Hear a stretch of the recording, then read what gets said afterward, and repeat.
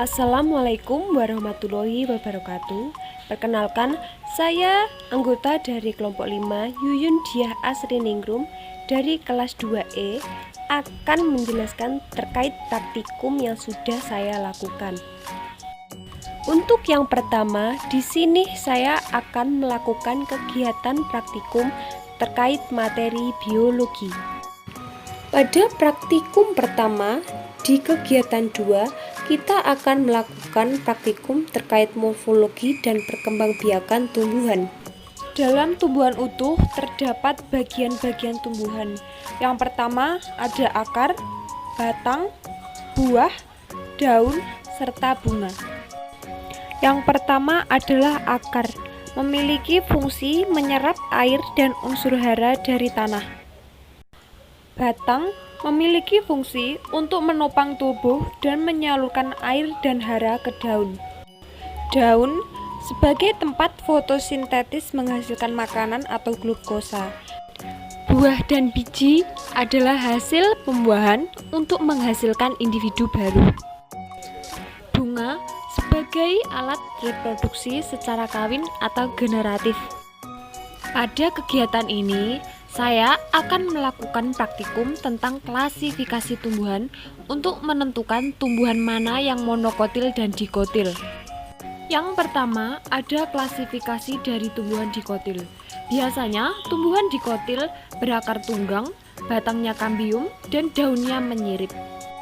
Contoh tumbuhan dikotil yang pertama ada tomat, terong, paya, singkong, cabai, dan bayam. Yang kedua, ada tumbuhan monokotil. Ciri-cirinya biasanya berakar serabut, tidak berkambium, daun sejajar, dan bisa menyirip. Yang pertama, ada tumbuhan padi, lalu jagung, kunir, dan jahe. Dalam tumbuhan biasanya juga terdapat bagian bunga. Di sini saya akan menerangkan bagian-bagian dari bunga lengkap. Pertama ada mahkota, kepala sari, putik, tangkai, kelopak. Pada praktikum selanjutnya, di kegiatan 3, kita akan melakukan praktikum terkait morfologi, menggolongkan, dan daur hidup hewan. Alat yang diperlukan yang pertama toples, lalu bahan yang diperlukan adalah hewan-hewan yang ada di sekitar. Pada praktikum kali ini, kita akan membahas klasifikasi hewan vertebrata dan invertebrata. Hewan vertebrata adalah jenis hewan yang memiliki tulang belakang atau tulang punggung yang dibagi menjadi 5 golongan. Golongan yang pertama adalah Pisces atau bangsa ikan, amfibi, contohnya katak, reptil, contohnya ular, Aves bangsa burung, mamalia contohnya adalah singa. Hewan invertebrata adalah hewan yang tidak memiliki tulang belakang. Jenis hewan ini mencakup semua golongan kecuali dari vertebrata. Penggolongan jenis hewan. Yang pertama ada hewan herbivora, merupakan hewan yang hanya memakan tumbuh-tumbuhan. Hewan ini biasanya hidup di darat, berkembang biak secara vivipar, penutup tubuh berupa rambut. Contoh hewannya kambing dan sapi. Yang kedua, hewan karnivora yang memakan daging. Hewan ini memiliki ciri memakan daging, bisa melahirkan secara ovipar dan vivipar. Penutup tubuh untuk kucing biasanya rambut, dan untuk cicak biasanya kulit bersisik. Ini merupakan contoh hewan tersebut, yaitu kucing dan cicak. Yang ketiga, hewan omnivora, yaitu pemakan segala.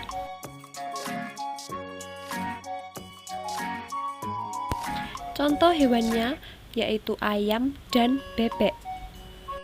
Selanjutnya di sini terkait siklus hidup lebah.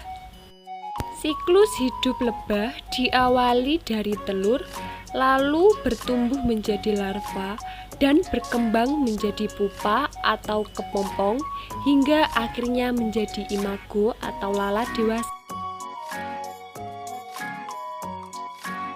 Selanjutnya, pada praktikum kegiatan 4, kita akan membahas terkait sistem gerak, pasif dan aktif.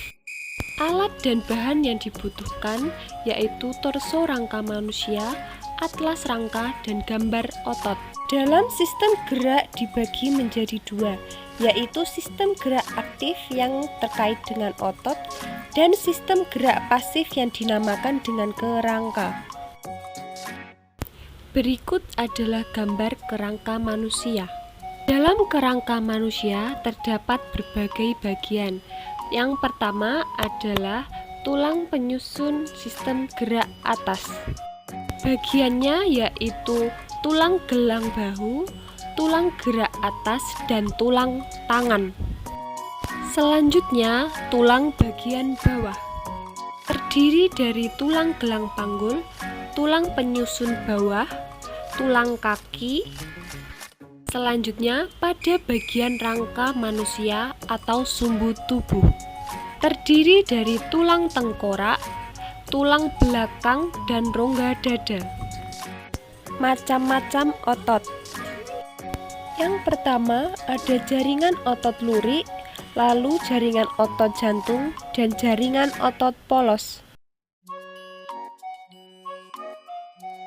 Selanjutnya, pada praktikum kegiatan 5, kita akan membahas makanan, sistem pencernaan, dan indera perasa.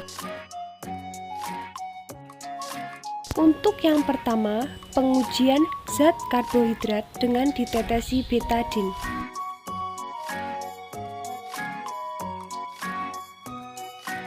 Yang kedua, pengujian lemak mengoleskan makanan ke kertas HVS.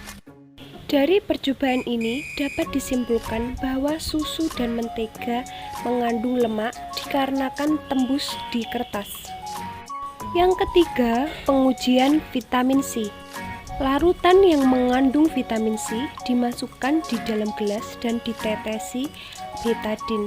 Dapat dilihat bahwa hanya tomat dan nanas yang jika ditetesi 10 betadin saja sudah menampakkan kejernihan.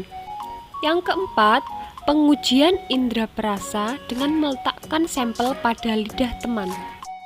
Dari percobaan yang dilakukan dapat disimpulkan bahwa perbedaan dari teman A dan teman B dalam merasakan rasa dari mulai asin, asam, dan pahit berbeda-beda. Selanjutnya, kita akan membahas terkait sistem pencernaan manusia.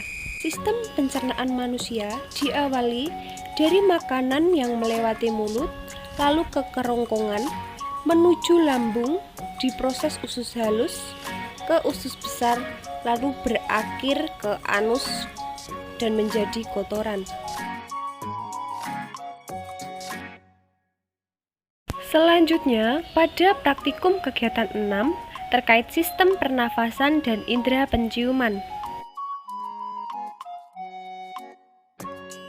Yang pertama, sistem respirasi manusia. Sistem respirasi manusia terdiri dari rongga hidung, rongga mulut, faring, epiglotis, laring, trakea, paru-paru, bronkus, bronkiolus, diafragma, rongga dada, serta alveolus. Yang kedua, pengujian respirasi memerlukan udara atau oksigen. Di sini saya melakukan percobaan terkait sistem respirasi pada jangkrik.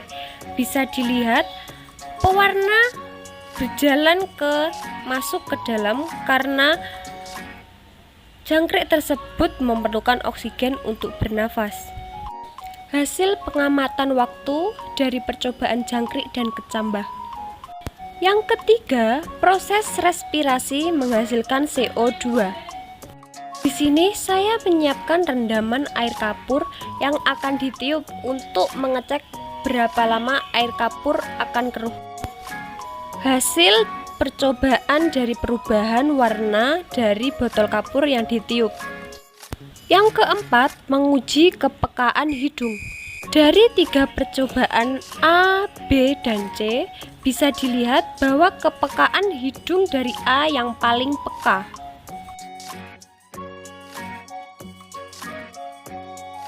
Baik, begitulah kegiatan praktikum yang telah saya lakukan terkait materi biologi. Bila ada salahnya mohon maaf.